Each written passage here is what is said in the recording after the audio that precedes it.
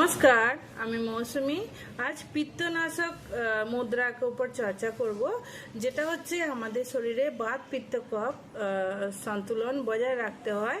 কিন্তু যখন আমাদের পিত্ত বেড়ে যায় তখন আমাদের পেটের সমস্যা বাড়তে থাকে, হজম হতে চায় না, গ্যাস অ্যাসিডিটি বেড়ে যায়, পেট ভার হয়ে থাকে, আমাদের খিদে পায় না, নানা সমস্যা দেখা দেয়। তো আমাদের হাতে মুদ্রা আছে, যদি আমরা সকালবেলা খালি পেটেতে এই মুদ্রা লাগিয়ে 5 মিনিট আমরা বসতে পারি শান্তিভাবে, একদম মেরুদণ্ডটা সোজা রেখে একদম ধীরে ধীরে নিঃশ্বাসটা নিতে, ধীরে ধীরে নিঃশ্বাসটা ছাড়তে। আর হাতের মুদ্রাটা কি, সেটা হচ্ছে আমাদের হাতে পঞ্চতত্ত্ব আছে, যেটা হচ্ছে অগ্নি তত্ত্ব, বায়ু তত্ত্ব, আকাশ তত্ত্ব, পৃথিবী ও জল। যখন আমি বায়ু তত্ত্বকে চেপে ধরে আর পৃথিবী তত্ত্বকে সঙ্গে আর অগ্নি তত্ত্ব আমরা মেলাচ্ছি, পৃথিবী এটা অগ্নি মেলাচ্ছি, এইভাবে যদি আমরা হাতটাকে রাখতে পারি, দেখে নিন কিভাবে করছি।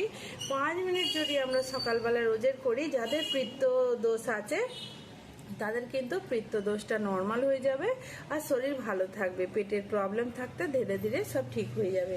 অনেক সময় কি হয়, আমরা খাওয়া দাওয়া ভালো করছি, তা সত্ত্বেও কিন্তু আমাদের প্রবলেম লেগে আছে, তাহলে আমাদের বুঝতে হবে কিছু একটা সমস্যা হচ্ছে। যখন আমরা এই পিত্তনাশক মুদ্রাটা করব রোজে 2 হাতে, দেখে নিন।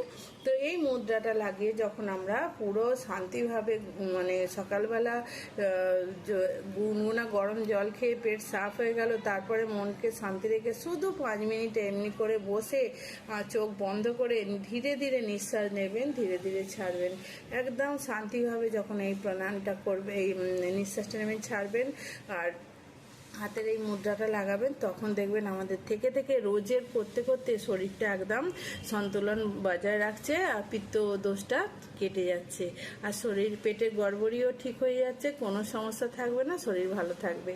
এটাই ছিল আমার জানকারি। যদি ভিডিও ভালো লেগে থাকে লাইক করবেন, কমেন্ট করবেন, আর আবার কিছু টিপস নিয়ে হাজির হব। আপনারা সবাই সুস্থ থাকবেন, ভালো থাকবেন। এখনো মতো বিরাম নিচ্ছি। নমস্কার।